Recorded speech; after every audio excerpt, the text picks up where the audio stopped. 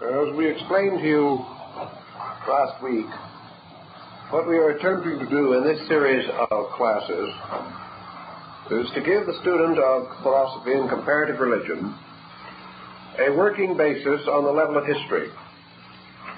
Actually, we realize that history is not only the account of the circumstances set up by human ideas, it is also the continuous record of cause and effect and the inevitable outworkings of policies, some of them long established. This evening we are to deal with that phase of the cycle of the Phoenix which centers around the 6th century of the Christian era. And because this is a very important and critical period, and because it is enveloped in the general darkness which we call the Dark Ages, there are several points that we want to go into at some length. We have a common term, the Dark Ages, and semantically speaking, we sometimes misunderstand the meaning of that term. The Dark Ages were not centuries in which nothing happened. During these long and difficult generations, a great deal of history was made, and many foundations were established for things that were to come later. The Dark Ages has two meanings as a term in daily usage.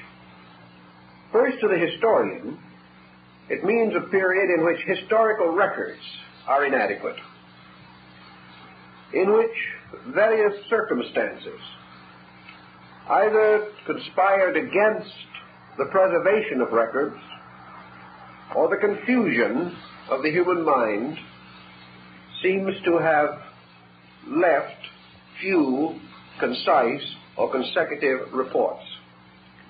The second meaning of the term comes from our comparison between classical learning and the condition of a people during the 6th century A.D. The classical world had collapsed. Arts and sciences were certainly not flourishing. Literature was not progressing. Science was comparatively at a standstill. Therefore, the term Dark Ages also can mean non-productive years. Not years in which nothing happened, but years in which the individual and the collective were both so concerned with the immediate that nothing resembling a long-range perspective, a general, broad, enduring policy, may be said to have been revealed. The Dark Ages, according to one English historian, should be regarded as punctuated by a few outstanding individuals who are remembered as persons. We will mention these as we proceed, or some of them. But in general, we may say that literacy declined, that the human mind perhaps became too absorbed in the simple problem of survival, the physical survival of the individual in the midst of an exceedingly involved period, we might almost say, of materialism. Not the kind of materialism that we know, but a materialism due to focusing of attention merely upon certain values, to the ignoring of other values of greater, perhaps permanent significance. So let us try to orient this particular period a little more clearly in our minds. The Western Roman Empire had fallen. This was a very important consideration. For somewhat earlier, Christianity had allied itself with the Roman Empire through the conversion of Constantine the Great, and later through the powerful activities of Justinian I. As a result of these men, Christianity became more or less so identified with Rome that the fate of Rome heavily influenced the fate of the young religion. With the collapse of the Western Empire, Rome took its stronghold in the East, creating a splendid court at Byzantium. And we have the rise of the Byzantine emperors. The most important to us at the moment, perhaps, of these emperors was Justinian I. The casting away of the European Roman Empire left a very sad and dismal vacuum. The coming in of the Teutonic tribes, the Goths, the Huns, the Ostrogoths, these tribes conquered Rome, pillaged Rome, and did everything possible to reduce the economic status of Rome. Strangely enough, however, these foreign peoples made very little effort to rule Rome. About all that we can say that the Teutonic invasions accomplished in the cultural life of Rome was to make a thin level or layer of Teutonic concept and philosophy, which was imposed upon the Latin Roman mind. Rome itself, the average citizen, probably hardly realized that the Teutonic peoples had come into possession of the empire, the Western Empire. They lived as before, their internal government was as before. But of course they had received something from which very few proud peoples ever recover, a crushing defeat. A defeat which also could never be avenged, because circumstances never permitted the restoration of the Western Empire. Thus we have an important psychological factor. Rome was the foundation of Western civilization. Roman procedure, Roman thought, Roman government extended itself throughout most of Europe. And under the pressure and strength of the Roman position, a credo, a code, came into existence, which may be termed the Roman code. It was the Roman way of doing things. And of course, when anyone is successful, the way he does things becomes important. So nearly all other peoples followed Rome, just as today, or at least up to recently, most nations of the world were influenced by our American way of life, and particularly by our motion pictures, and attempted to copy our styles and our fashions. We were a success. People copy success. Rome was a success. And most of the colonized areas became more or less competitive in their effort to be like Rome. Then Rome fell. And the great pattern, the way of life, was lost and destroyed. Now, some of the circumstances also had a part in this. Justinian, just prior to the time when the phoenix was again to spread its wings over Europe, Justinian closed the Greek schools. In other words, he took away from the prestige of the Eastern Empire, and to a degree this prestige extended over the remnants of what we term the Western Empire. He took away prestige from learning. He closed the academies. He forbade the Greek scholars to continue their teaching, in this way playing strongly to the strong prejudices of the day in favor of the rise of early Christianity. Justinian undoubtedly was under great pressure, and the Code Justinian, which he created, had other important consequences. In the first place, he removed certain military influence over civil law, which became quite important. But more than this, he gave additional influence to the church in the administration of civil law. Thus he began something which established a precedent and placed a wedge, which was later to be widened and to be forced into a very large situation by Pope Gregory the Great. Justinian made it possible for the hero pope to appear. he set a situation in which it was possible for the Roman Empire, the Western Empire, to gradually escape from the Teutonic influence and become a vassal of the Church. Thus, at this critical point, we see the beginning of what we may term the Holy Roman Empire. The Roman Empire under the control of a series of powerful and brilliant popes who stepped in to take the place of Caesar, who became like Caesar, the Pontifex Maximus, or the great bridge keeper, and gradually the Western Empire became the Holy Roman Empire. This, accompanied by broad evangelical programs, missionaries sent to nearly all of the more distant European areas, gradually also resulted in the conversion of the Teutonic peoples. These, in turn, later were to play a part in the rise of the Holy Roman Empire. But with the conversion of the Teutons and the Franks and several other groups, the Britons, we find the way prepared for the rise of Charlemagne, king of the Franks and emperor of the Holy Roman Empire. This combination of circumstances also constituted a major change in the political life of Europe, the social life of Europe. Now, while all these things were happening in this area, we might mention something else, namely that the Holy Roman Empire inherited one of the bitterest feuds of all time, and this was the feud between the Roman and the Persian. For centuries, Rome had exhausted its treasuries and exhausted its manpower, trying to protect its eastern provinces from the Persians.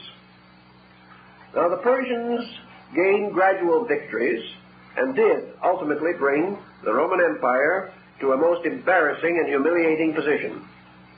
But this peculiar circumstance was to have much more importance with the rise of Islam. For Islam became seated, so to say, in the area of the old Persian Empire. And what the Persians and the Romans had fought out for centuries later became the burden of the Holy Roman Empire fighting Islam. The general territorial areas were not especially different. Now, at this same time, the rest of the world was not simply dead. In our thinking, we very seldom get outside of Europe and the Near East in these areas, or these eras, which we call the beginning of the Dark Ages. Actually, many things were happening in other places. And we may say that, broadly speaking, civilization moved out of Europe. That was one of the major facts we have to face. We say that civilization moved out of Europe for several reasons. When Justinian closed the academies and made it impossible for non-Christian scholars to function in the Roman Empire, they immediately moved into Arabia, attached themselves to the court of the caliphs of Baghdad, and there found a new flowering of literature and art and learning and liberalism. They found to their delight that they had come upon a group of people who really wanted to learn.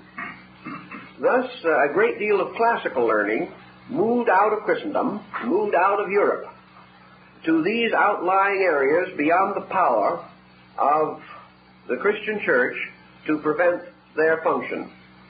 About this time, the church was in itself in more or less of a confusion. A series of councils, beginning with Nicaea and ending with Constantinople, broke the church into a great many schismatic groups. The Eastern Church departed utterly and never again was united with the Western Church.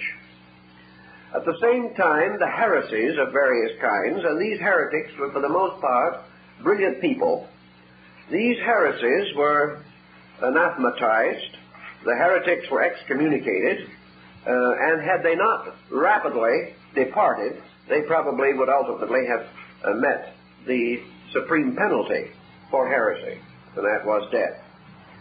One of the groups that departed in these early days was, of course, the Nestorians, taking some of the very finest parts of Christian philosophy into the Near East and finally into the Far East, as far as India and China.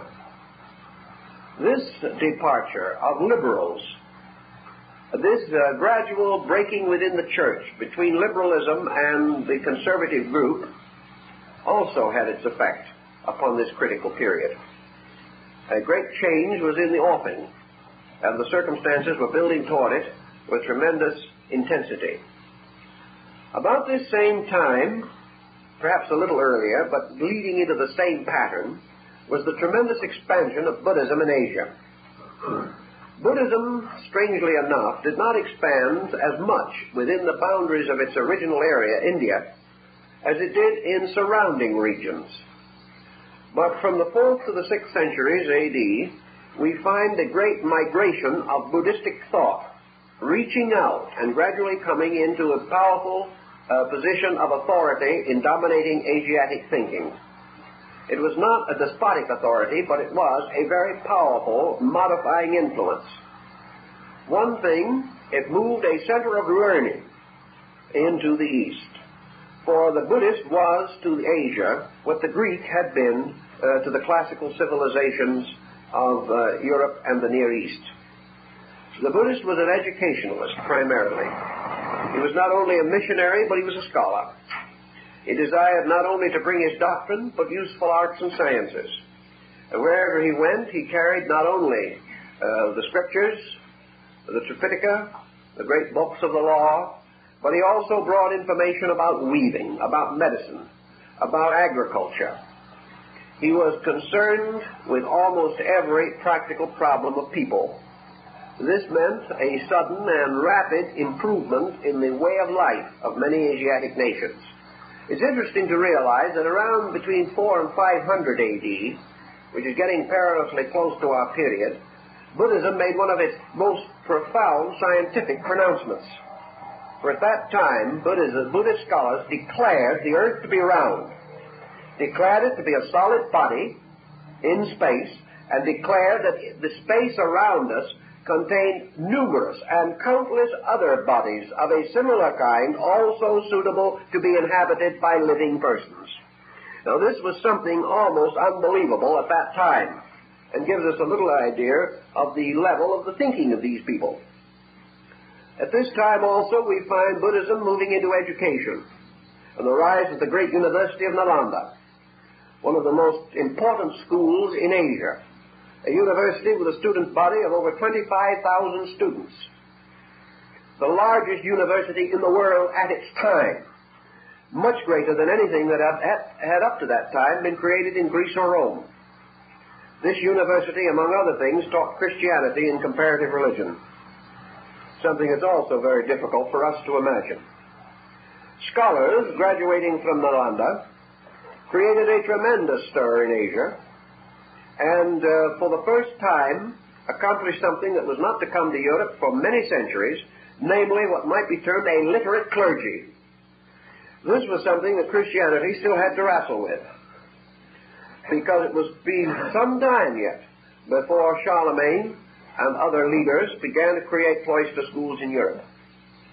But the educating priest in India, the Buddhist priest, with his textbooks, with his scientific instruments, with his generally tolerant perspective toward learning, became quite a force. And of course, one of the University of Nalanda graduates, the great Brahmanic scholar, Padmasambhava, later opened Tibet. This era was quite an important one in Asiatic thinking. It was leading toward the rise of a power in Asia. And this Buddhist influence was to continue till about the 12th century, when it was overthrown almost completely in India and in most of the areas around India by the rise of Islamism. Now let us take another area. What was happening in the Western Hemisphere at this time? We know that the old empire of the Mayas of Central America was, in the 6th century A.D., perhaps one of the most cultured areas on earth. We know that at this time, these people on the Western Hemisphere had achieved to a skill in architecture which raised them almost to the level of the great Vitruvian academies of Rome and classed them with the pyramid builders of Egypt. We know also that they had mastered astronomy and had perfected the most perfect calendar ever devised by man. So perfect that the Spaniards copied it when they conquered the area, because it was more accurate than the Julian calendar or the Gregorian. The Maya calendar is probably the only one of its kind in which you can take any date back 1,000,000 years and find the day of the week is fell on instantly. So this calendar, which was a very highly perfected thing, depended upon an advanced knowledge of astronomy. And these people possessed this also. They possessed an unusual scientific skill in many fields and departments of learning. They had mastered many materials and substances which we later were to use and adopt from them. They also had a very well-developed socialized state in which poverty was practically impossible. And as Stuart Chase points out, while Europe was engaged in this terrible confusion, which we call the period from the 5th to the 10th centuries, these peoples maintained the world's record for peace.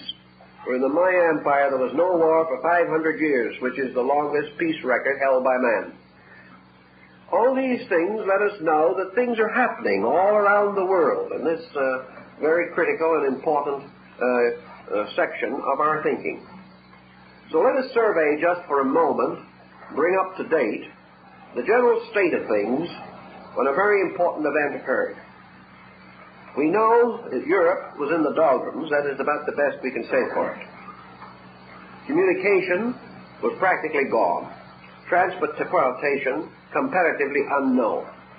Europe at that time was ruled over by a group of rulers who could not sign their own names nor read an official document. We know also that in this period, the older school, which had to a great degree dominated thinking and had been the opinion maker, was gone, that the Byzantine Empire was far away from Europe, too far away to be of any vital assistance, and that Byzantium also was fighting desperately against the inevitable and trying to bribe its way out of the confusions with the Persian Empire. During this same period, as far as we are able to learn, there are only a few forces operating that give us any ground for optimism. One of these forces was Gregory the Great.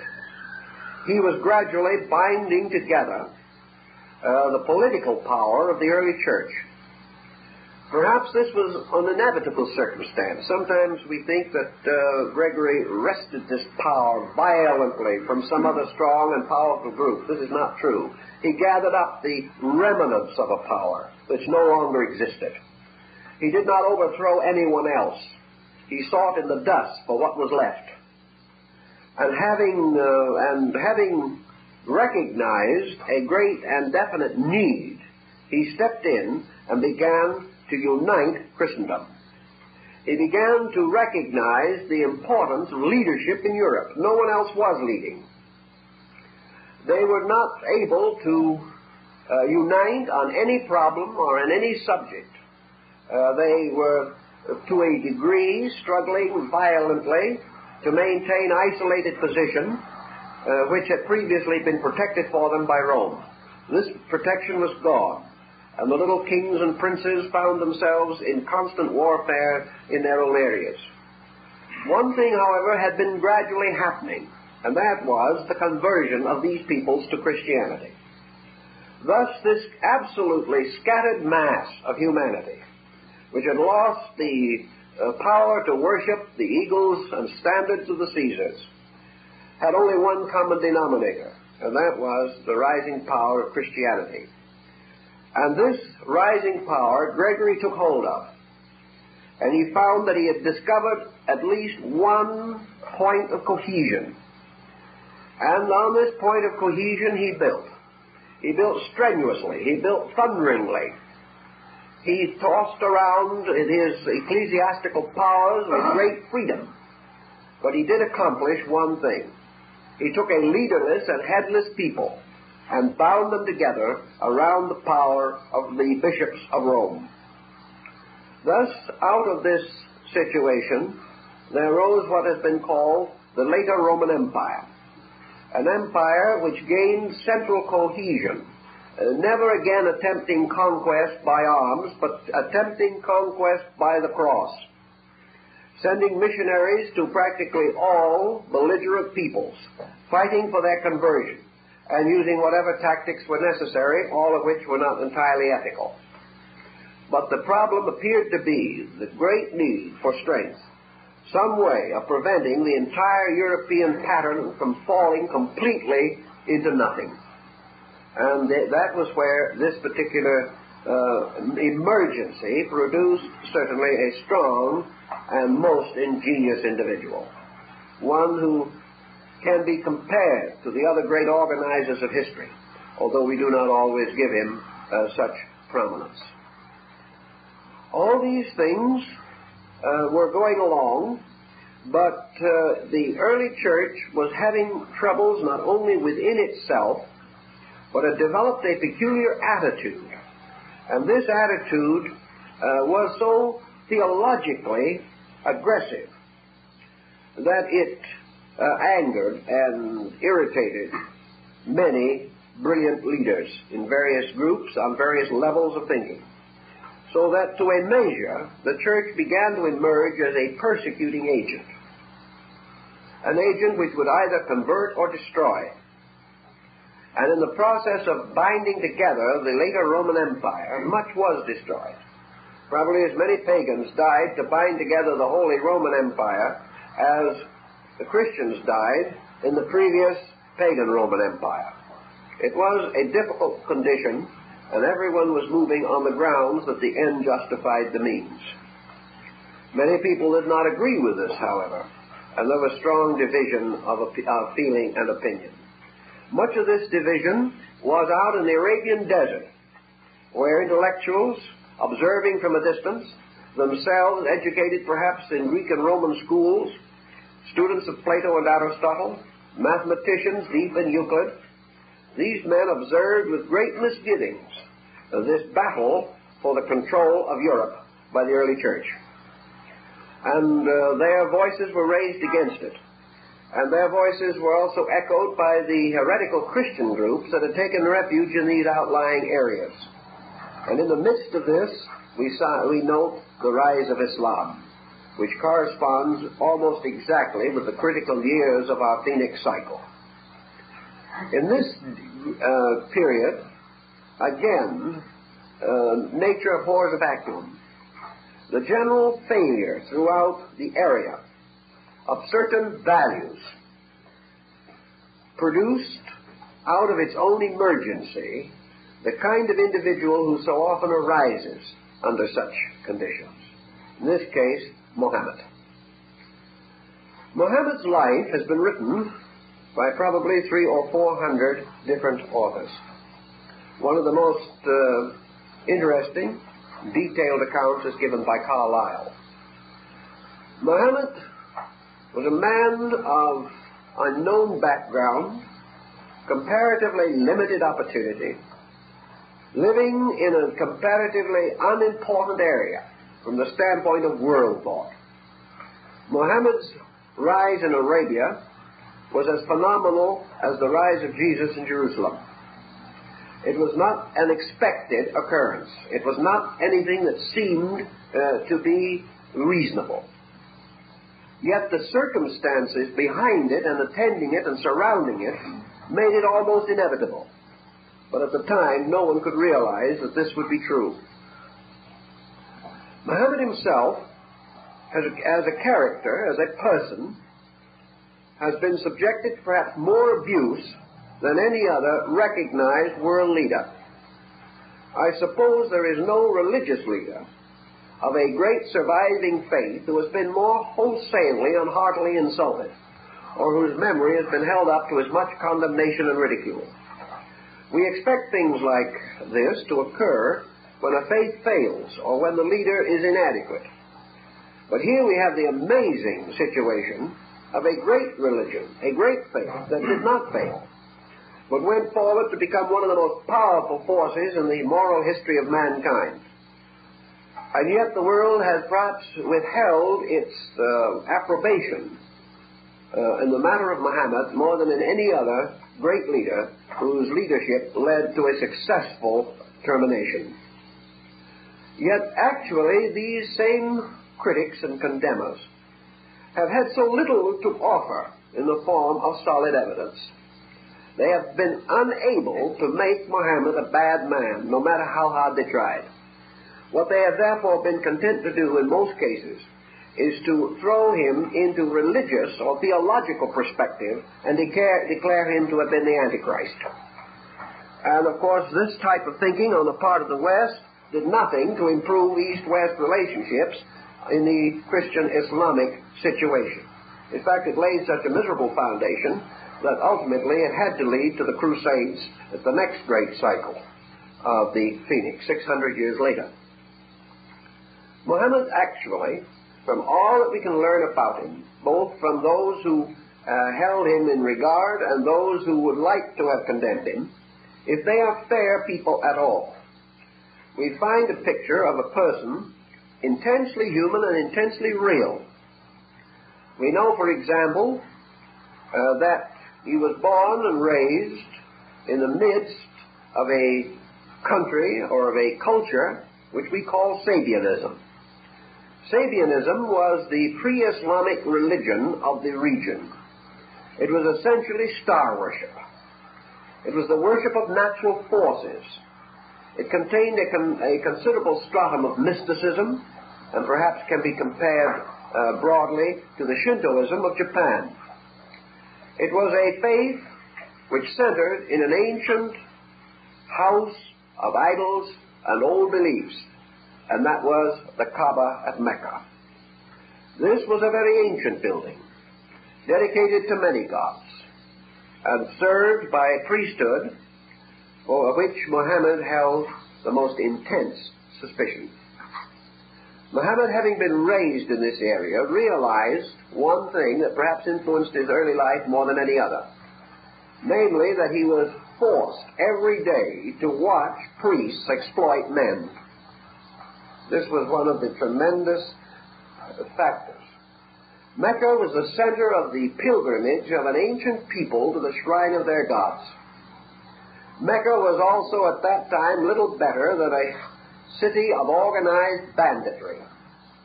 The pilgrims who came there were beaten, robbed, and killed for whatever they had in their pockets. While it is not true that all of the Sabian priests were corrupt, they certainly were not able to control their people.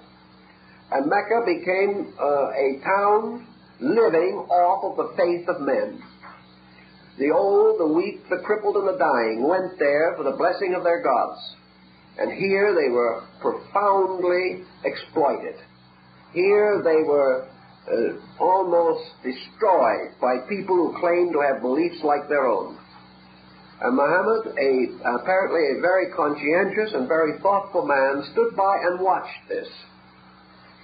He became convinced, as he tells us himself, that a great part of religion exists simply to exploit the ignorant superstition and essential goodness of human nature. Now, he probably would have found other faiths to say the same thing about if he had lived later. But in any event, this whole matter was a real issue in the life of this man. After he was left orphaned, he was attached to the family and household of his uncle and became a caravan leader. He was the keeper or the manager of caravans, and he traveled with these, the strange and wonderful institutions, throughout the desert.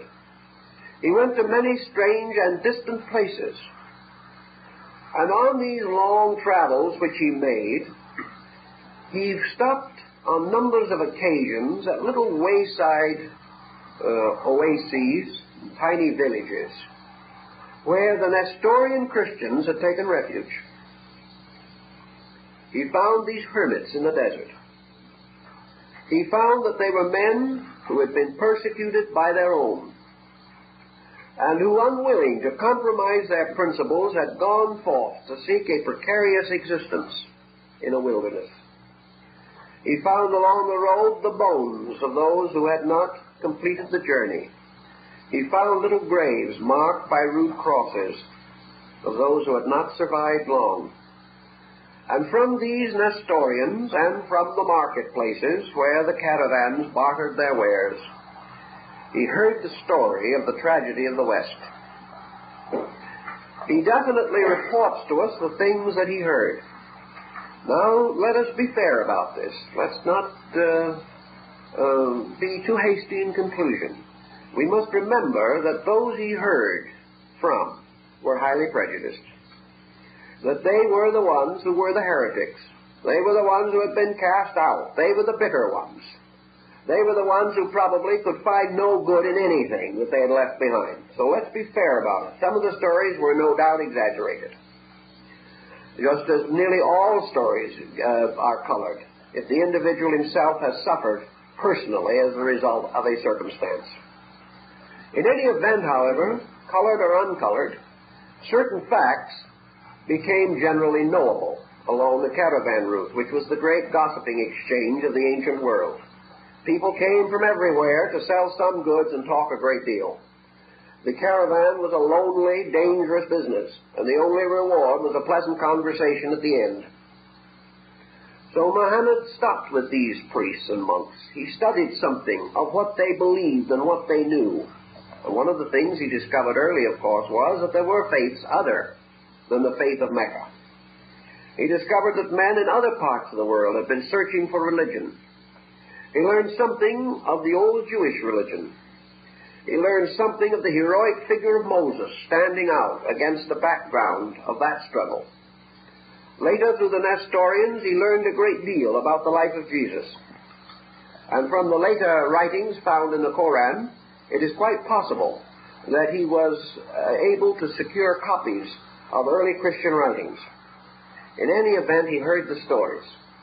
He also heard the stories of the great councils. He learned of the feud which divided the Western and Eastern churches. He learned of the strange, pressure-ful tyranny with which the Western church was beginning to, or forcing its integration. He probably did not learn the struggle, the sorrow, the misery, the misfortune which the church also had to face. He did not realize that in an emergency man can only do what he can or what he believes to be right. These things he probably never knew, but at least he had the historical perspective of a dilemma, of a disaster. And he came to the conclusion in his own mind that the teachings that Jesus had left had been practically wiped out in less than 600 years. Whether he was right or not, we will not say, but that was what he believed. He believed that the Christianity that was then struggling for dominion of the Western Roman Empire had nothing in common with the original teachings of Jesus. He came to another rather prosaic but rather practical conclusion, namely that Jesus himself had used the wrong means. After all, there are things to be considered. That Jesus had not used sufficient force or strength in his own time to create a situation that could not so easily get out of line. He therefore believed that the apostles and the early followers should have themselves integrated the faith and not left it to future centuries to put together this broken pattern and try to build it into a consistency. That there were too many weaknesses in the structure itself. That these weaknesses should have been initially filled. That philosophically, scientifically, religiously, psychologically, historically, in all these brackets, Christianity should have been integrated in the beginning. He didn't know that he could do it, but he thought it should have been done. He went back to Mecca, and he was not converted to Christianity, nor was he converted to Judaism. He went back, and in the course of time, still watching, still observing, still meditating upon this, he followed a pattern that is not unusual in this type of leadership. He took upon himself the one-man task of trying to reform Mecca, and he found it a rather arduous procedure. He was all right until he began to interfere with the economic privileges of the merchants and other persons. And when he began to tell them that they should not perform these various evil actions, which were so profitable, they then turned on him. In the meantime, however, Muhammad had strengthened his own position tremendously. He had married a wealthy widow, a woman considerably older than himself. And by this one single stroke of fortune, he became a leading citizen. He became a big man in Mecca, the type of individual that others would bow to. He became also a rich man and became the master of many caravans. He arose then almost immediately to the estate of an aristocrat. One might have thought that this was the most serious temptation that this young man might have faced. If it was, he certainly did not fall under the temptation, for he continued to attempt his reforms even though they endangered his own economic stability. One little episode is preserved to us to indicate the rather astute mind of this man who had been a camel driver. On one occasion it was necessary to move, to restore part of the building, to remove the areolite of Abraham from the corner of the Kaaba at Mecca. Now the areolite was a black stone which is supposed to have fallen from heaven and to have been the pillar upon which Jacob rested his head at the time of the vision of the ladder. It was connected very much with Near Eastern thought and with the legends which had flowed in and out from the Judaistic environs nearby. Now in Mecca there were many great and powerful families, most of them getting rich off of the pilgrims, as we have said. But each of these families claimed that it was the right of his family to move the stone in order that this sacred object should not be defiled. Well, the stone is about a foot square, and it was scarcely possible for all these individuals and their retinues to move the stone. It was not even possible for some to move it first and others to move it later because of the great importance of precedence. Anyone who was second in line lost caste, and that couldn't be done. So in their dilemma, for some reason, they called upon Muhammad, the new aristocrat, who undoubtedly had now the right also to get his finger on the stone if he could.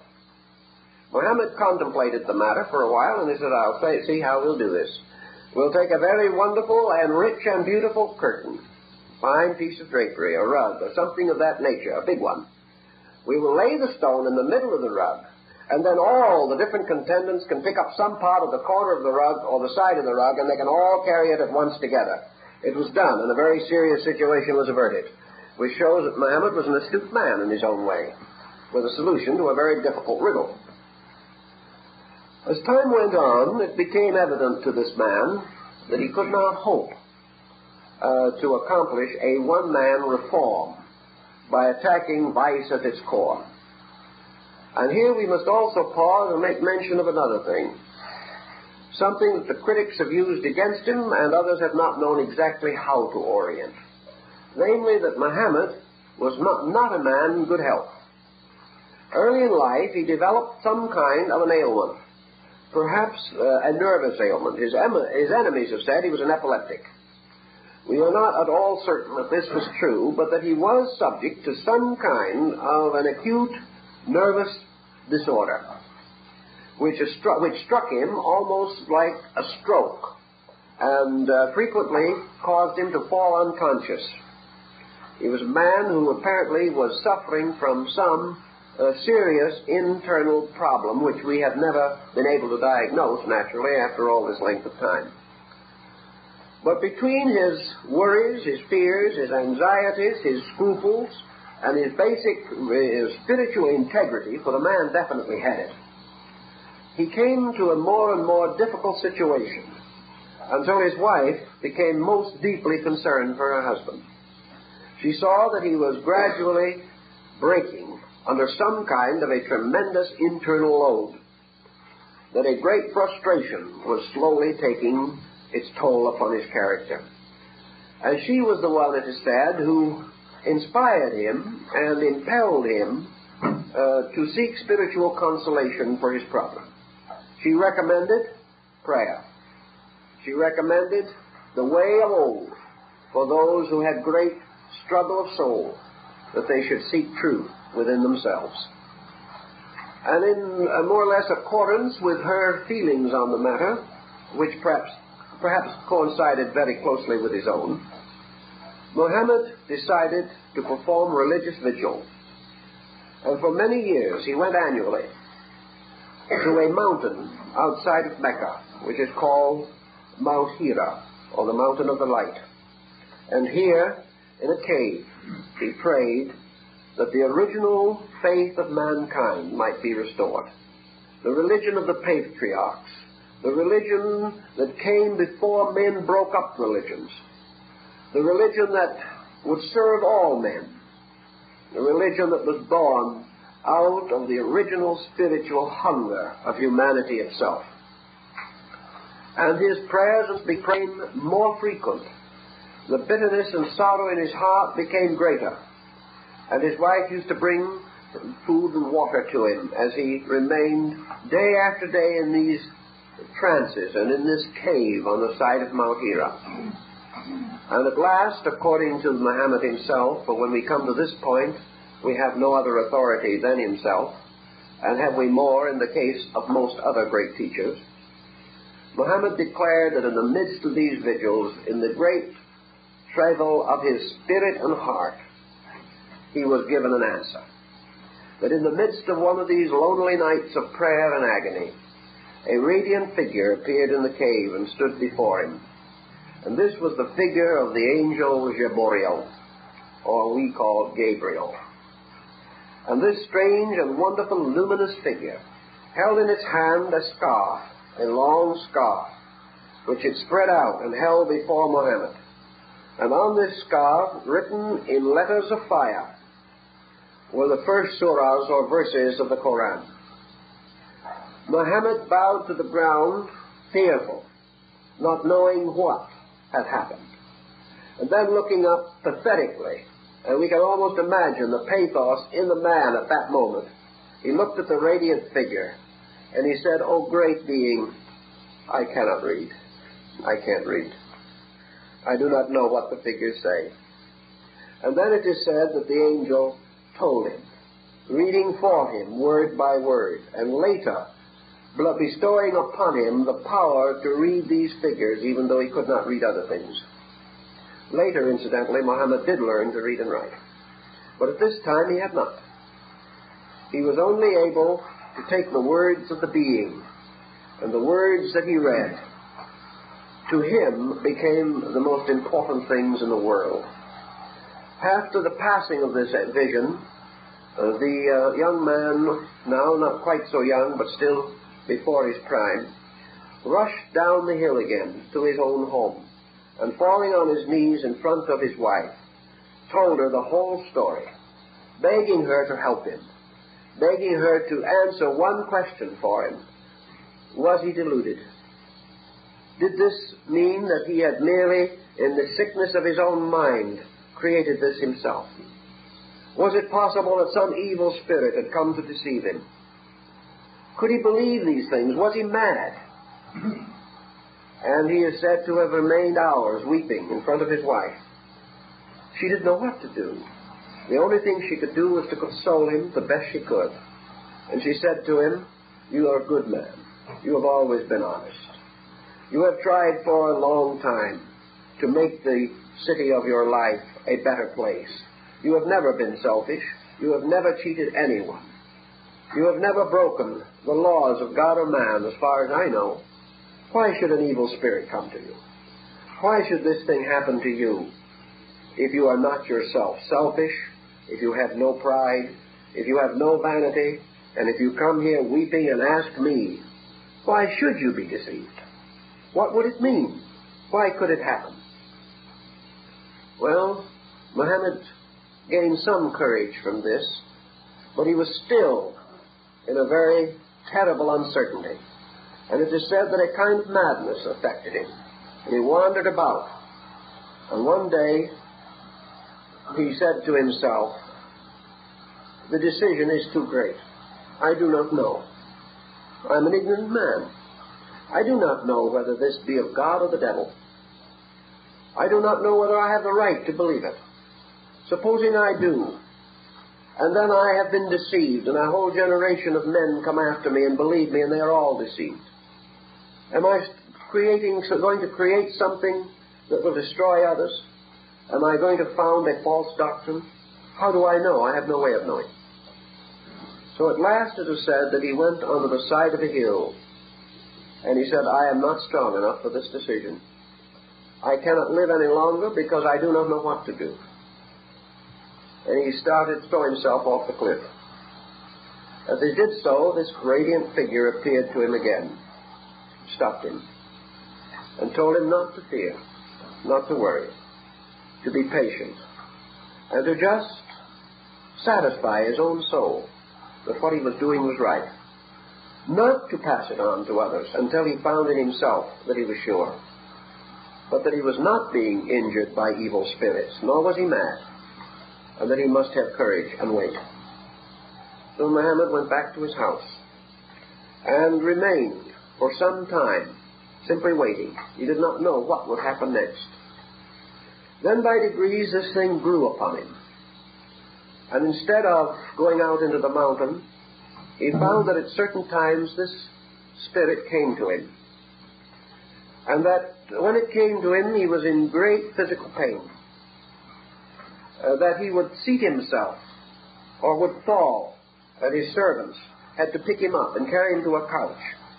They said also that he frothed at the mouth and struggled, and that his body was covered with sweat, and that he even sweat blood. But when he awoke from these terrible experiences, he did not realize what he had gone through. But in many instances, he brought back with him fragments, more of these strange verses that he had seen first upon the scarf in the hands of Jaboriel. These are the foundation elements of the faith of Islam. This is more or less the way it came into existence.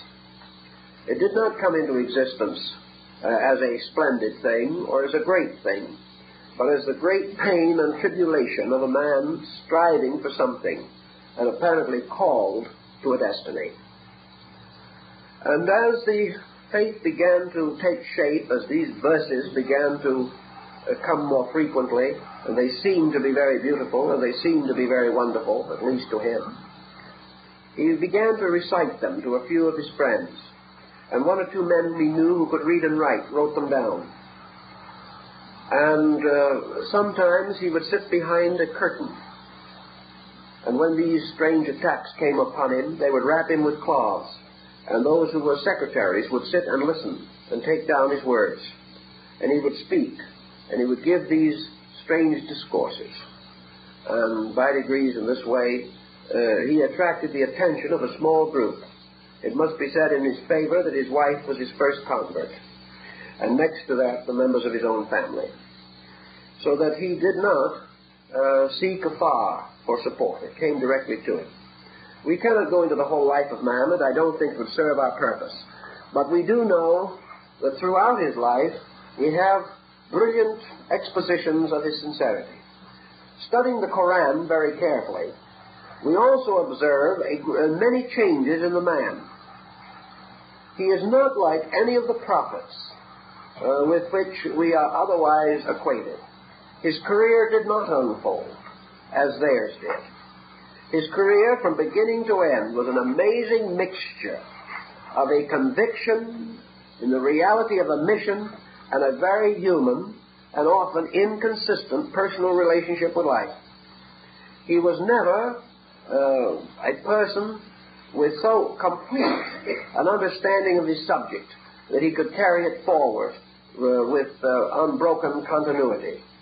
Thus, for example, when political and social problems arose, we find the entire tone of the Quran changing, becoming more and more concerned with the immediate problems of the religion which he was founding, immediate problems of his relationships with other faiths and other beliefs. He is constantly revealing a kind of human reason, running in and around these inspiring things that happen to him.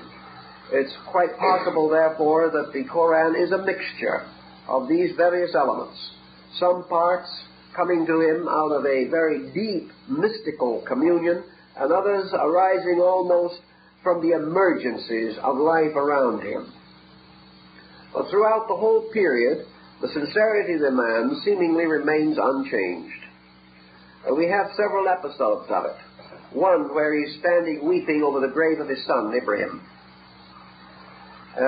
His faith was sorely tested on this occasion because he had to fight out the very simple, deep, and tremendous love of a father for his child with his religion. He had to find the consolation of his faith in his own bereavement. And he was bereaved just as he says, I am a father bereaved, I am no more. I am a father who has lost his son. And in this moment, I must find God myself, as any other man would have to. These types of thoughts are rather different from anything that we associate with the great revealed religions.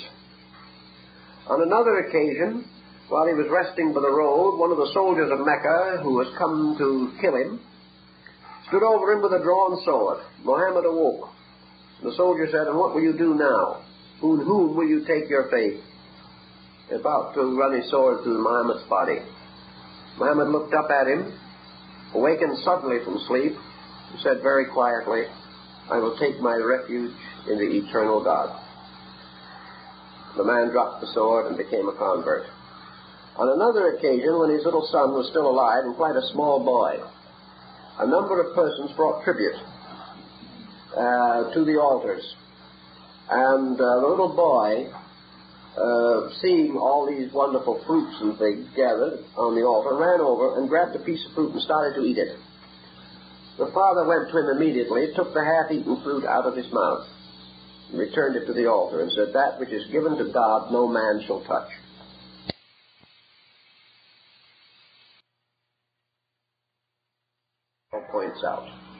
Points out that as far as it's possible to judge, he was a man of extraordinarily humble and rather frightened personality. As against this is the tremendous strength of the thing that he did.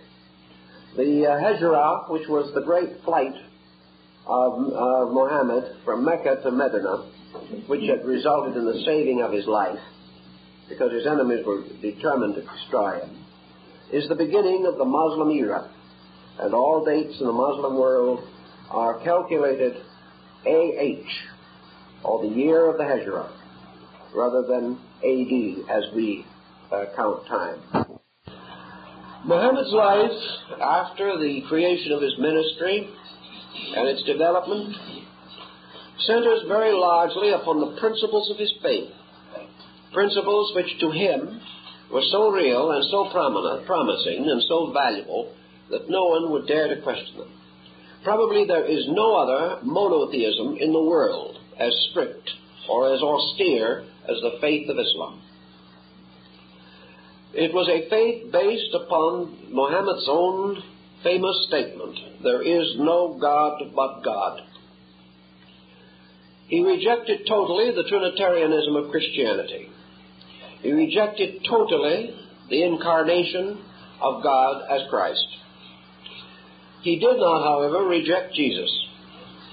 He declared Jesus to be the greatest of the prophets. And in the Quran he says that anyone who does not believe that Jesus, the son of Mary, was a prophet sent from God shall no way enter heaven. He believed in Jesus, but he believed also of Jesus as of himself, that God has no sons except all men, that God has no personal children, but that God is able to move in the hearts of men so that some become his servants, and those who dedicate their lives totally to the service of God and are rewarded by the divine presence, they are the prophets. Muhammad said all prophets are human.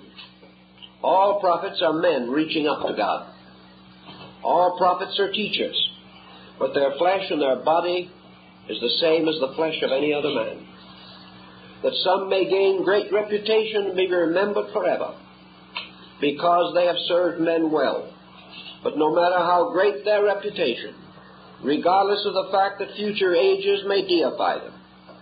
There is only God and man, and all men are the servants of God. Therefore, all men are potentially prophets. All men have a tremendous possible mission, and those who answer the call of the Spirit in themselves, they are the ones who become the instruments of God's will. But regardless of this, these same human beings are not infallible, because through them also is their own humanity. And the man who may speak with the voice of God in one sentence may speak with his own voice in the next and not know which is which. Therefore, all men are mortal. If there is anything good in them, follow it. If there is anything bad in them, forgive it and pass on. This peculiar faith was so dramatic in its way that it certainly had a tremendous effect upon the Near East. Politically and psychologically, there is nothing to indicate that Muhammad ever expected his religion to be more than a positive reform. He had come again in a strange way not to destroy prophets, but to fulfill them. He accepted the prophets of the Old Testament. He accepted the teachings of Jesus. He recognized the ministry of the apostles. He believed that these were all great and good human beings serving God, and as such entitled to the enduring respect of all men. At last, at the head of a great company of people, he returned to Mecca, bearing as his standard the green veil of his wife on a pole. He placed this in the court of the Kaaba, destroyed the ancient idols, and rededicated it to Allah, the one God. He then also redeemed or restated the old pilgrimage. He created at Mecca a new religious center. He cleaned the temple to the very best of his ability. He placed such rules upon the people of Mecca on a religious level that they could no longer exploit each other. He also then established the great pilgrimage to Mecca. And those who made the pilgrimage had a twist of green foil placed upon their turbans to indicate that they had gone to the holy city. Also, Muhammad made Jerusalem second only to Mecca as a center of religious worship. He continued his life, his ministry. His death was ultimately the result of poison. An effort was made to poison him. As he placed the cup to his lips, the hand of Jabariel appeared and knocked it from his hand in the presence of a company of people. But he had already taken a very small amount of the contents of the cup, and it is said to have gradually killed him. He lived for several years in weakening health. The year before his death, he made the last great pilgrimage to Mecca on the feast of Ramadan. This time he was too feeble to walk, and he rode upon a great black camel. At the head, it is said, of 60,000 of the faithful, who went there to revow and rededicate themselves to the one God who is in heaven and earth and in the souls of men. And on this great black camel he made his last speech, his last talk to his people. He told them he would not come back again. He told them that they were to remember always that as a man of themselves he had lived, and as a man he died, that he had no virtues beyond their own, that he was no more important than any one of them. There was only one thing important in all the world, and that was God. And there was only one way that men could serve God, and that was with truth. That know that these things alone were real, and that they were never to glorify Him, never to sanctify Him, and He forbade that they should have a likeness of Him in their world. No portrait, no likeness, no picture. They were to remember Him only as a man of Mecca who had lived with them, worked with them, walked with them, died with them. These things, undoubtedly, to the Arabian mind, were tremendously important. And this very severe, very just kind of faith, built upon a triangular foundation, undoubtedly, partly Judaism, partly Christianity, and partly the peculiar synthesis accomplished within the consciousness of this man himself. This faith had a tremendous lasting effect. But what happened to it? exactly the same thing that happened in the church councils of early Christianity. Through the caliphs, through the development of the great descendants of the prophet, through his daughter Fatima, the entire faith fell again into the same strange mysteries of organization, the same strange struggle for temporal power, all of the factors. Carlyle tells us that in spite of all the lurid stories that we hear, it is doubtful if Muhammad ever held a sword in his hand. He did not have a warlike nature. Also, he did not, as many believe, take a very unpleasant attitude or a restricted Moslem attitude toward women. During his own day and for centuries thereafter, woman's state in Arabia was exactly equal to that of man. These things came in gradually, narrowing and restricting a belief through interpretation, perhaps even through false translation. Those purposes which human beings themselves most desired to attain gradually took over, until the simple faith of the man was lost in the confusion of the rise of a great creed. So we have this pattern dated at approximately the year 600. Now this pattern in itself had almost immediate repercussions.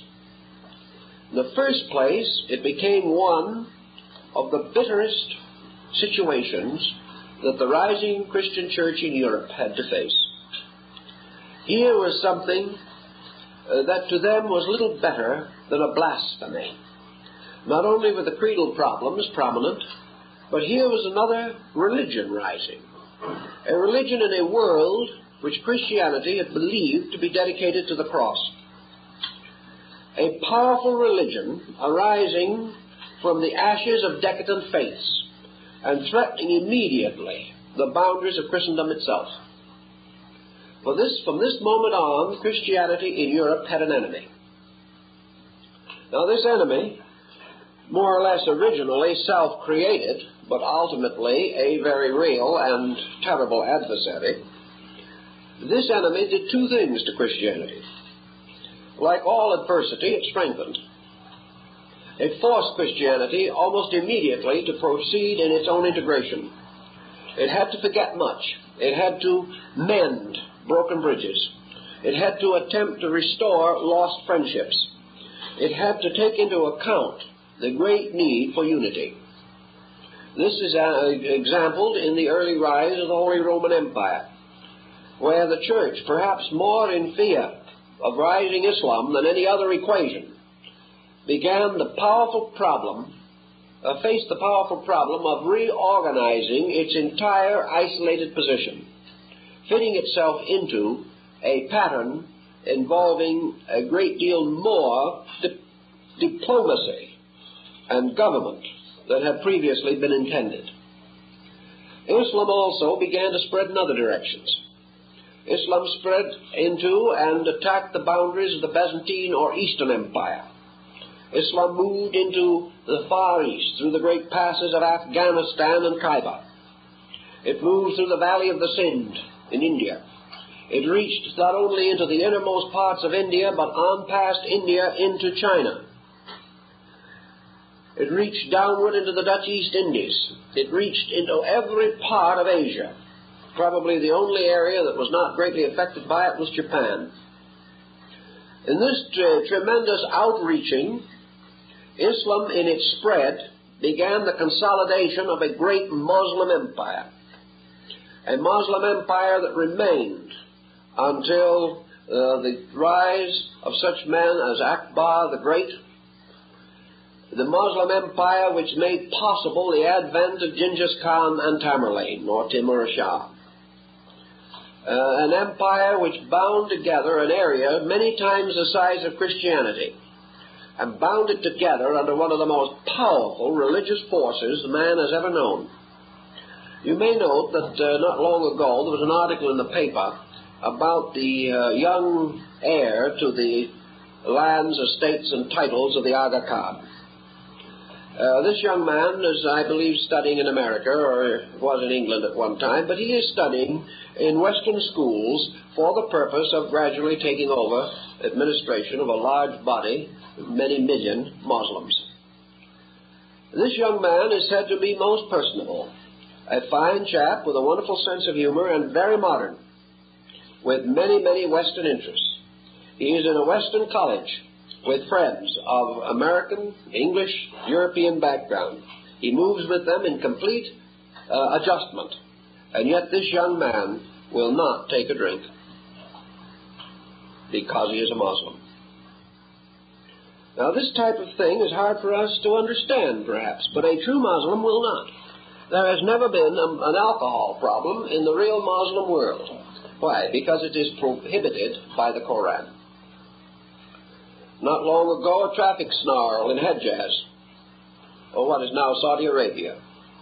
No one knew who was right. The policeman came along, listened to all the stories, took out the Koran, and solved the problem. Everything moves from the Koran. If you do not know what to do, read the Koran. And if it isn't in the Koran, don't do anything. But one thing, you must never go against it. And that is as true today as it was 1,400 years ago. So the tremendous power and integrity of this faith in the lives of its people, we cannot say has produced in all cases an admirable people, but it has produced a very strong, united attitude, by means of which the moral influence of Islam is far greater than its political. Islam, unlike Christianity, has never had a central church. Islam has never had its equivalent of a pope, nor has it ever had its equivalent of a college of cardinals. It has had nothing of this kind. Your Islamite is ruled by the descent of the caliphate. It is ruled by families tracing their descendants from the prophet. And as the only surviving heir of the prophet was his daughter, they all descend from the descent of Fatima. This family descent produces a number of rulers ruling over Muslim states. It was the secret of the authority of the Aga Khan. He was a direct descendant of the prophet. All the descendants of the prophet, therefore, have a kind of priestly influence of their own, ruling their own sects, ruling groups and schools. But these themselves, these leaders, never find it necessary, or never have, to have any powerful religious political structure. Therefore, in Islam, there is no such a thing as one moving political power. Efforts have been made to synchronize Islam and synthesize its factions by what has been called the Rise of Pan-Islamism, or the Pan-Islamic movement, but it has taken very few roots. The Muslim remains an individualist. The Muslim priest is also quite different from our concept of a priest, because he is not actually a priest at all. The Muslim priest is a teacher. He is more of what we would call a schoolmaster. He performs certain religious functions, but his essential reason for existence is the instruction of the young. Therefore, the school in Islam was on the steps of the mosque, and here reading, writing, and arithmetic were taught by the so-called priest. He calls the faithful to prayer. He may lead them in prayer. He may read certain verses of the Koran, but it's always to be remembered in Islam that it is the believer himself who is the priest. If the believer himself is not sincere, no priest can save him. If the believer himself is not sanctified, no ritual, no sacrament can sanctify him. Everything must happen within himself. He must spread the rug of prayer, and when he gets upon it, it means that he leaves this world and enters into a sanctuary, the sanctuary of his own life. He then faces Mecca, the great seat of his faith, the great center of his belief, and he recites his eternal prayer, Allahu Akbar, Allahu Akbar, there is no God but God. This situation has importance to us today, and it also had very great importance at the time which we mentioned, because it resulted almost immediately in the integration of a great policy in Europe. From the date of the life of Muhammad, from the rise of the immediate caliphs after Muhammad, we see Europe suddenly taking stock of itself. Europe had passed through many important changes. It had seen the Roman Empire collapse, and now it looked for a moment at least as though it was going to see the Holy Roman Empire collapse. It was seeing a tremendously vital faith, a faith moved by the most amazing strength of the desert, and this faith growing, gathering like a whirlwind beyond the ramparts of Gog and Magog, and threatening to inundate Europe like a tidal wave. It is quite probable, although most historians have only intimated it, it is most probable that the thing that brought Europe out of its own doldrums was Islam. Not because Europe was interested or delighted, but because Europe saw handwriting on the wall of the desert. Europe realized the fact that it was faced with something that was going to require a lot of thinking. And several interesting points present themselves as comparison when we begin studying this situation. We find in the rising power of Islam a tremendous rise of culture.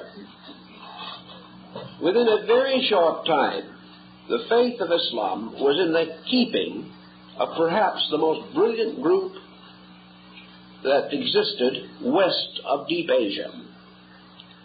The caliphs of Baghdad, the great leaders of the Moslem movements, gathered around themselves magnificent courts.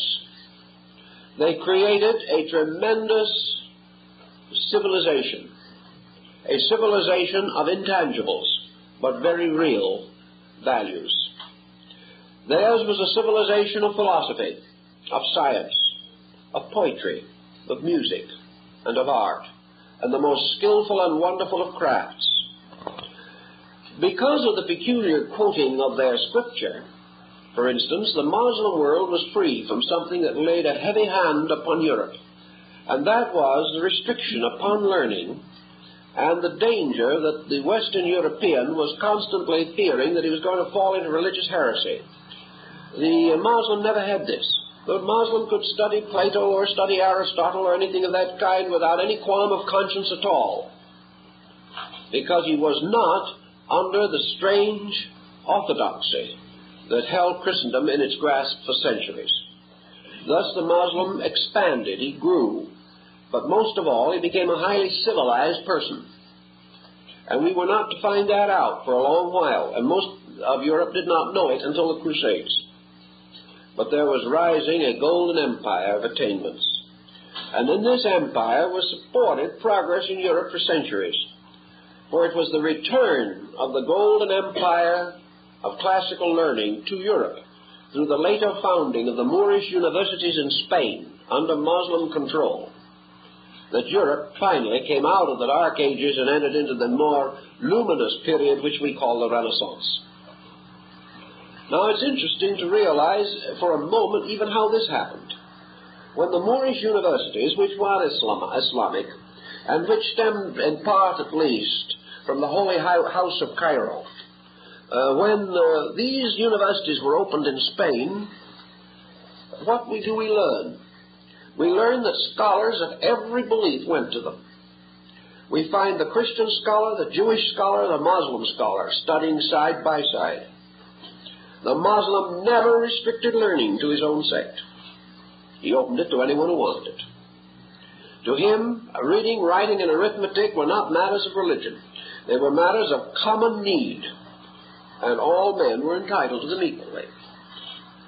The Muslims did a great deal in algebra and in optics, and they gave us many choice formulas. They gave us many secrets of medicine long lost. They opened the way for the rise of humanism in Europe, and they gradually transformed European education.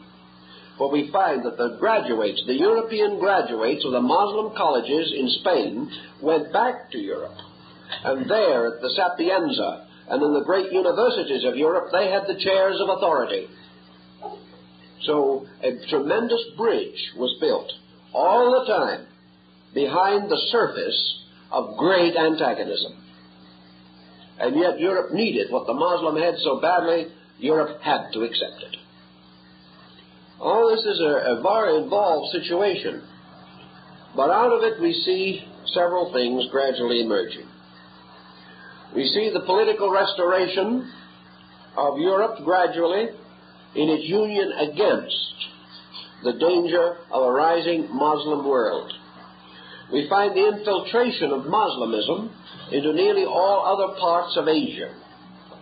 We find also another interesting thing, namely that Muslim schools, Muslim universities, Muslim communities also became the refuges for two kinds of people. One, persecuted heretical Christians, and second, persecuted Jewish scholars. The Jewish scholar found his refuge in Baghdad and among the Muslim states. He was able to pursue his cultural life and pursue his studies of medicine and science, which greatly concerned him at this period. He also found the only tolerant area in Europe in Spain, where he was able to advance his educational processes until Alfonso of Castile, gradually coming into possession and overthrowing the Muslim schools, began the process of exiling Jewish scholars. But for centuries, the Jewish scholar also was able to gain a broader education and to advance his learning. All these factors played their parts.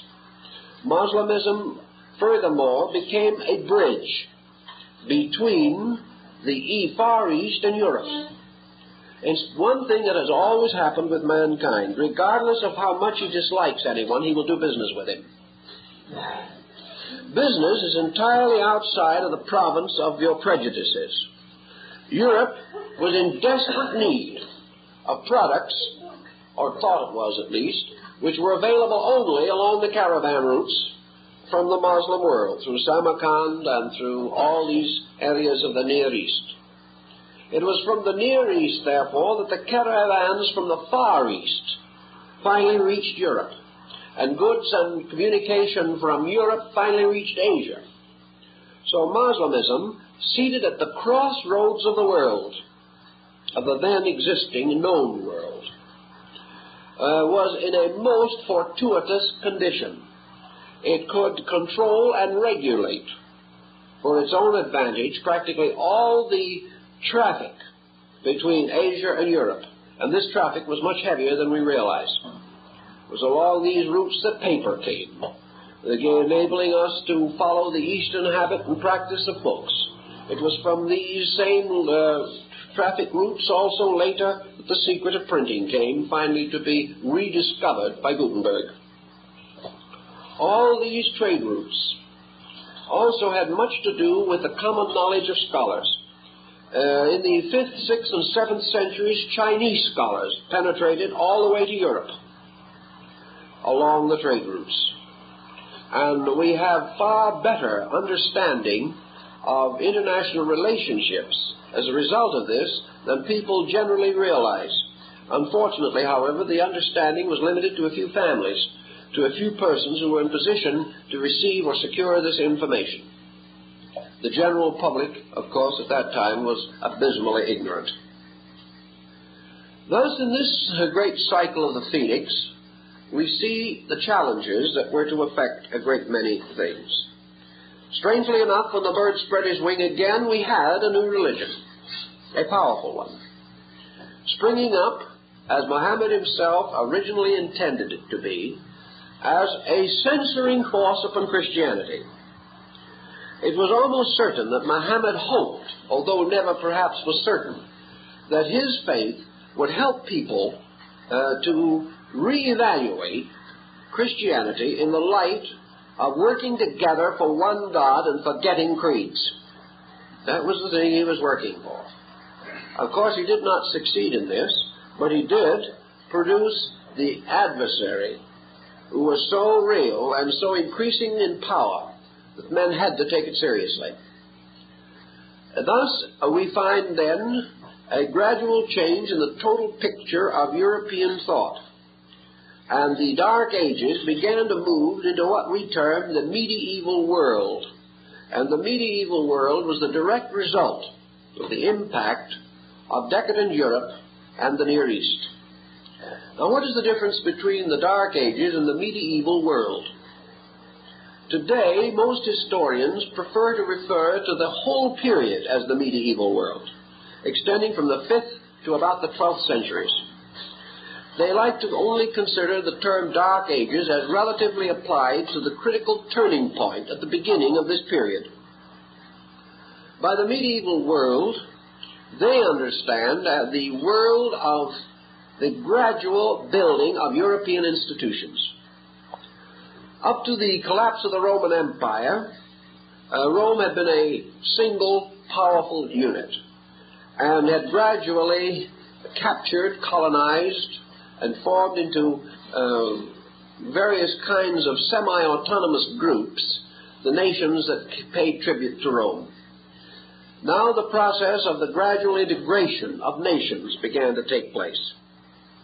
The rise during the medieval world was the rise of societies, or what we would term petty states. And the great product of the medieval period was what we call feudalism. Now, feudalism was the return of local government from Rome to various petty princes, nobles, squires, and so on, who were liberated from Rome. They set themselves up as crested and liveried gentry, built themselves castles, became proprietors of the lands around these castles, lived off of the taxes which they collected from the land allotments of their tenants, and slowly developed into what we term aristocracy. Now, there were good things and there were bad things about this. The first thing is something had to happen, so it had to follow some line of least resistance. The Romans had placed puppets, or had variously influenced local persons to be sort of quislings for the Roman purposes in these distant regions. These puppets, in some cases, were able to maintain themselves, take over, and become the early feudal rulers. Others were overcome by more ambitious associates, and new lines were established. But little by little, Europe developed into a mass of these small feudal units. Some of them cut through language, although language became one of the few barriers that separated them. They were also with one common denominator. All these little feudal lords held their authority by the grace of God. They were all united in religion, and were, to a measure at least, held in check by the fear of religious retaliation. Most of these feudal princes and lords had their theological advisors, and these tried to keep them in line, and many times did so. And the general tone of this religious advice was generally good, generally inclined toward fairness or toward clemency or leniency on all matters other than theological. So these petty princes began to form a powerful group, and the Middle Ages really is the story of the struggle of these various rulers, sometimes in subterfuge, sometimes in war. Out of this also rose another situation which we refer to as the Age of Chivalry. And the Age of Chivalry, again, was a revolt against feudalism. The Age of Chivalry was the recognition of the dawn of a common rulership. The Age of Chivalry was a kind of over-religion, a religion attempting to correct the faults of theology. Feudalism continued until these various feudal princes became highly decadent. So the story of feudalism extends through that cycle of the phoenix, which extends from the 6th to the 12th century. And after the 12th century, feudalism was stricken with a mortal blow from which it never recovered. In other words, men becoming free of Rome, becoming free, period, these men began to abuse freedom. The rights that had been gained to individual peoples by the collapse of the Roman colonial program, these rights began to be abused. Little by little, freedom became the right of license. By degrees, the individual, increasing in selfishness, lost sight of the essential values of human life.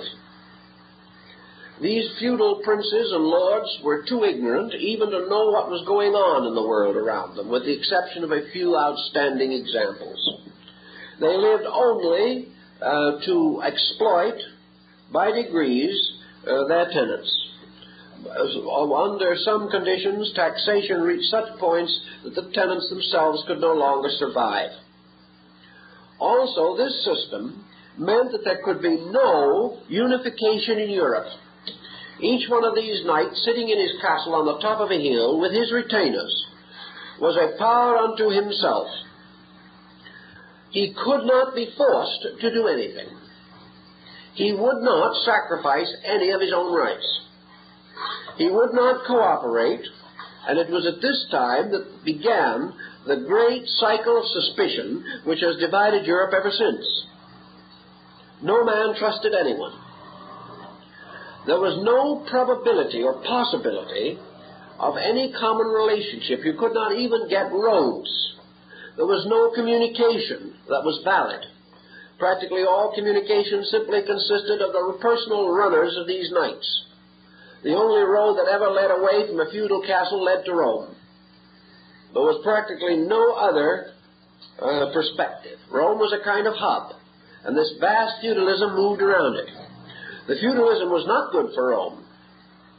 It was not good for the feudal lords themselves, nor for their peoples. Yet it arose as the direct result of man's first massive abuse of freedom. He had received it too soon. The overseer had departed, but had left an ignorant man behind him, incapable of governing his own destiny.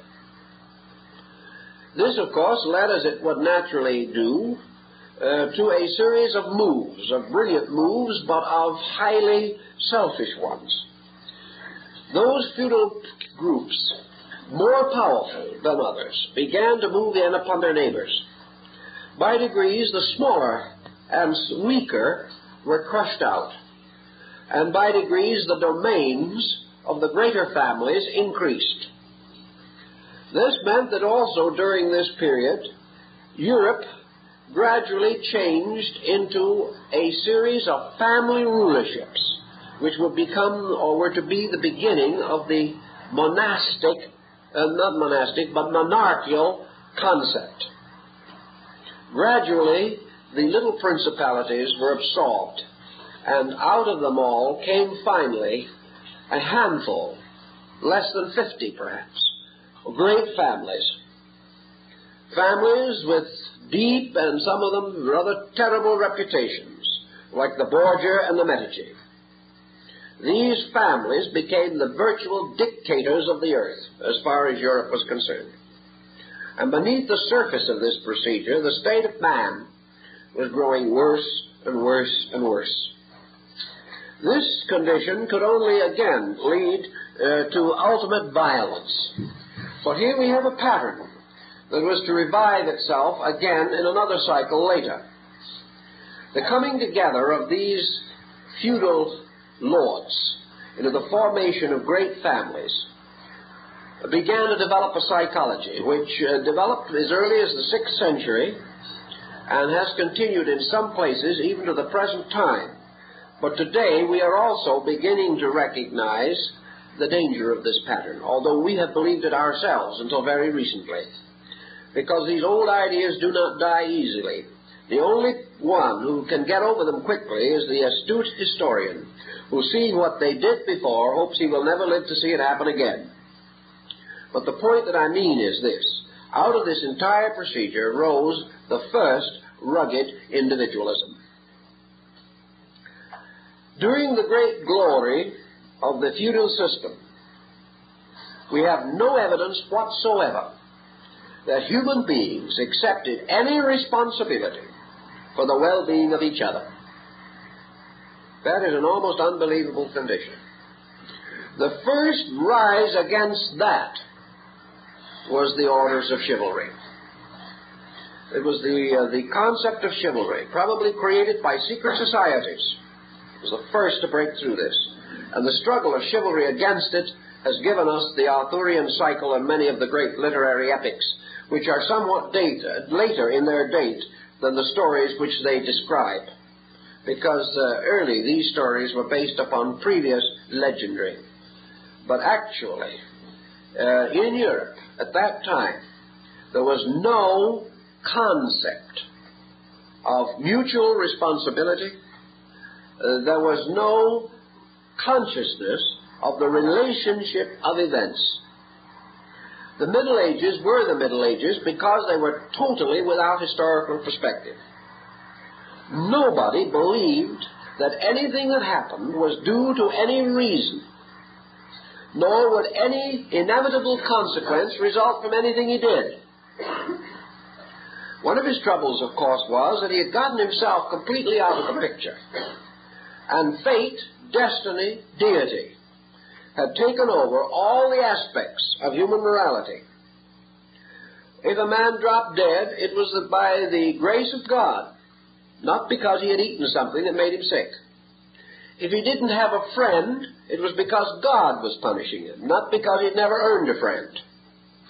If a plague swept through a great community, it was the work of the Lord, and no one thought of hygiene or sanitation. If a man declared war, regardless of whether his cause was right or wrong, it was by the grace of God. And the underlings had to just simply go out and die. There was no concept that individuals had to work together, or that the building of a civilization depended upon perspective. No one at that time thought of sacrificing his own little feudal castle to build a better world, or sacrificing any part of it. He had no sense of a different world. Now, there were several reasons why he didn't. One of these reasons was the plague. And the plague was such an extraordinary factor that it cut through every equation of man. One visit of the bubonic plague in Europe resulted in 29 million deaths. The deaths were so terrible and so constant that the Pope blessed the waters of the river Seine in France so that the sanctified dead could be buried by being thrown into the river because there was no longer any place in the cemeteries for them. Also, in the cemeteries of Paris, due to the number of bodies put in, the level of the cemetery ground rose 20 feet in 1 year.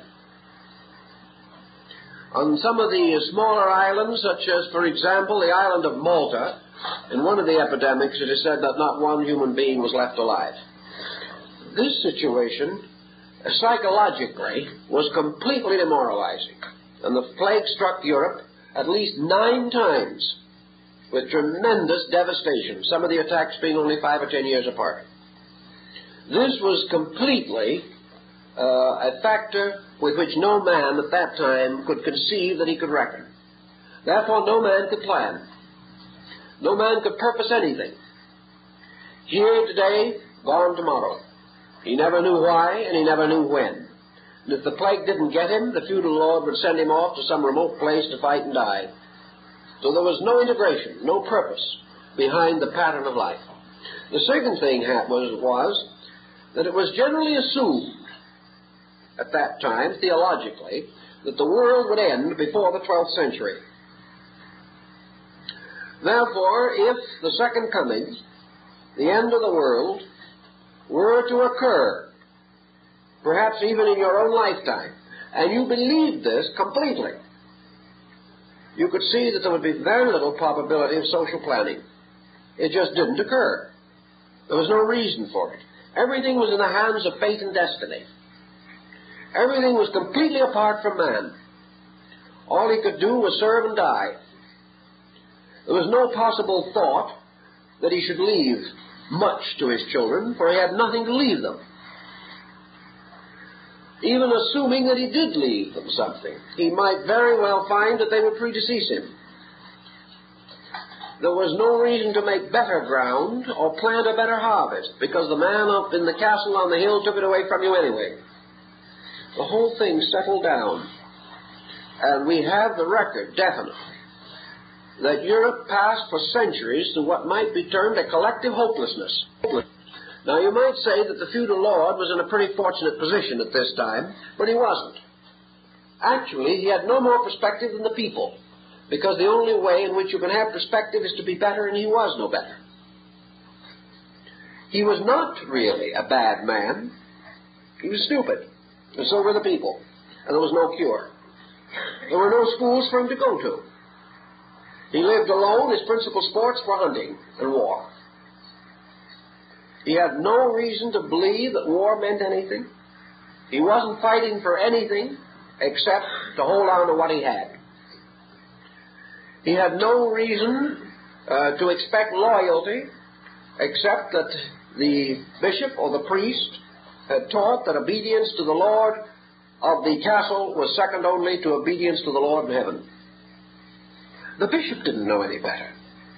He wasn't a selfish, bad man.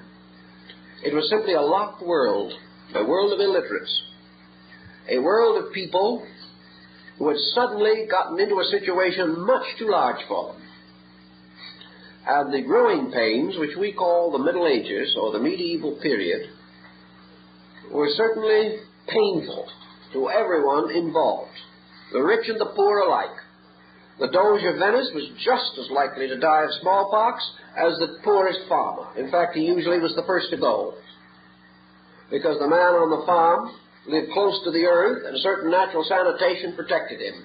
The man in the castle on the hill was in much worse condition from the standpoint of sanitation. Even as late as Queen Elizabeth of England, Elizabeth I, the Queen herself made a tremendous stir in London when she declared that regardless of heaven or hell, scriptures or authority, she was going to take a bath once a year. For hundreds of years, people were told that to take a bath was to get the plague. You can see how such a situation would fit rather tight, and would also prevent any directing of progress. With this also was this terrible fear. Now, if the common man had nothing to hope for, and perhaps was too ignorant to have any integrated fear, the few leaders who did have a little background knew two things, as one or two of them preserved for us in historical records. First, they realized how little they could depend upon ignorant followers. That was a serious situation in itself. A leader is no stronger than his followers. And where he is dealing with a group of people completely unlettered, unlearned, and highly superstitious, he is not in a safe position. On the other hand, his broader experience whispered to him that Islam was right around the corner. And he sat very uneasily upon his higher seat. All this elevation permitted him to do was to see his dangers a little more readily. So he had worries that the common man never knew, but they were worries just the same. To meet this situation, with its tremendous neurosis, you can see why something else would occur. You could see why the mind of Europe would slowly go into what you might term a complete psychoneurotic condition. And it was the psychoneurosis of the European mind that gave rise to another horrible situation that grew, and that was demonism. Now, we don't have any idea today what demonology did to Europe. We have a little taste of what it did in the Salem witchcraft scare in this country. But that was an isolated incident, and common sense very soon came to the assistance of everyone involved. In a few years, the situation was cleared up. But in Europe, we had 500 years of demonism.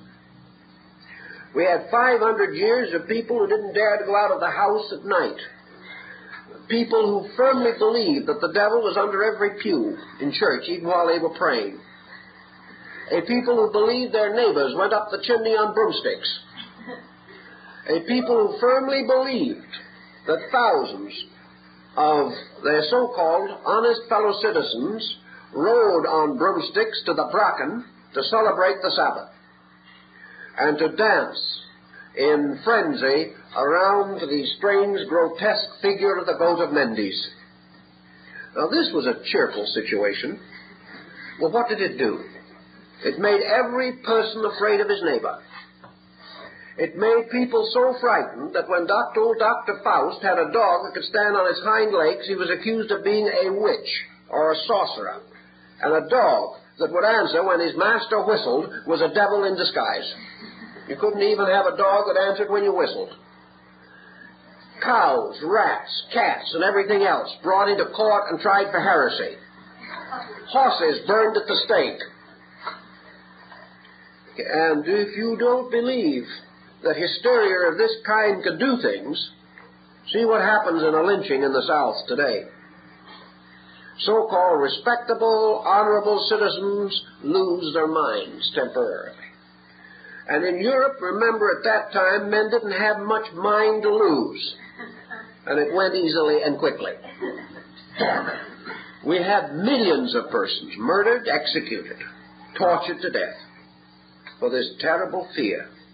We had the malus maleficarum, the hammer of evil, which, like the mallet in the hands of a justice or a chairman, came down with a blow every time a man was condemned to death. So they say that mallet fell by the hour. Dead simply because his neighbor had a cow go dry. Dead because he was born cross-eyed. Dead because of some old, deserted, forlorn person.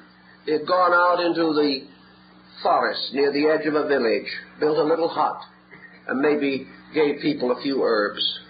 For this he would be quite quickly killed, tortured, brought to the stake for a horrible crime.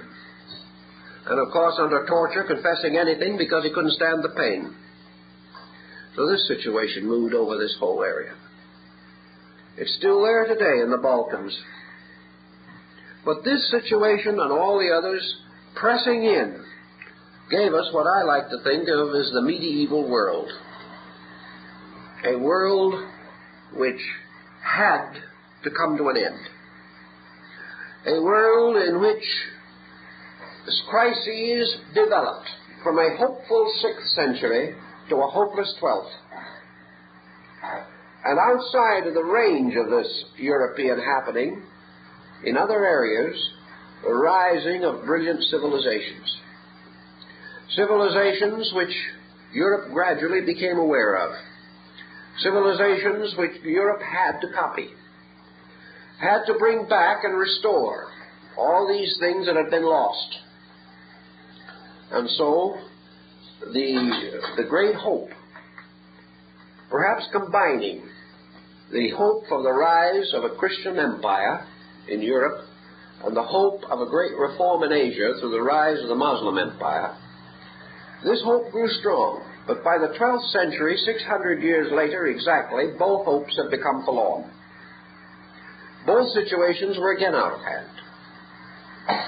And it remained essential that another great driving power be delivered. A new force would come into existence. Now this force dates perfectly with the transition that began what we might term the beginning of the modern world. And in the 12th century, all of these scattered, inconsistent elements, in which there was much of good, much of hope, and much of sorrow, wisdom flowing from the great Moslem colleges, Buddhism spreading into China and northern Asia, bringing its message of brotherhood, Christianity beginning to create its mysticism. For mysticism became the great remedy for this tremendous pressure. Because after all, Christendom consisted only of these same people. It wasn't a different people running them. They were the same people. And these people were beginning to recognize, whether layman or member of monastic order, that there was now only one hope, and that was to turn in again, to turn into self, in the great need of the consolation that only understanding of self could bring.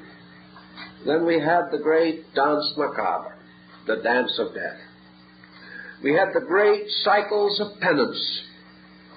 Men began to fear as they had never feared before. They feared for their own souls. They feared for everything. They believed finally that their whole world, the whole of Europe, was drenched in sin. It wasn't drenched in sin. It was simply drowning of ignorance. But they did not know the difference. They were not bad because they didn't know how to be good. They were just caught in a pattern that nothing seemed to break.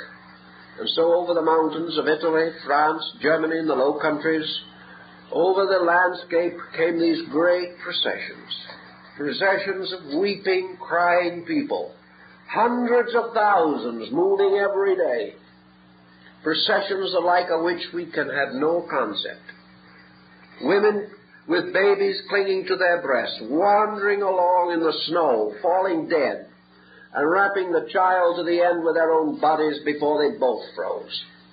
The roads, such as they were of Europe, red with blood, from morning till night, from the feet of those wandering, not because they had no homes, but because they had left everything from fear of sin. The sudden belief that the world was going to end, and that all mankind was going to fall into perdition. Hell was going to swallow up Europe, because Europe had sinned. And so we have the great processions of the flagellants, the penitents. We have the great sad mourn of the misericordia, the great howling breaking of people. We find the prisons opened, the convicts coming out to strip themselves and beat their bodies, prince and commoner, queen and servant, walking barefoot in the snow, repenting their sins. So you can see that things were getting in pretty bad shape. And most historians have forgotten these things. But they lead inevitably from the great hope, the hope of Christendom, that the Christian Roman Empire would rise from the ashes of the Caesars, a phoenix. The great hope of Arabia, that the teachings of Muhammad would bring men back to God.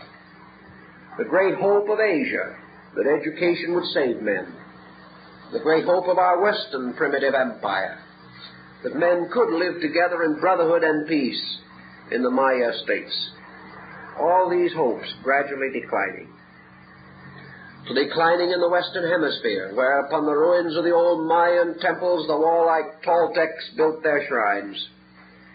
Every case, this great hope ending in darkness, ending in fear and doubt, and then at the critical moment, again the resurrection of hope, the rising of the phoenix of human hope from the ashes of its own death in the brilliant burst of light that marked the 12th century.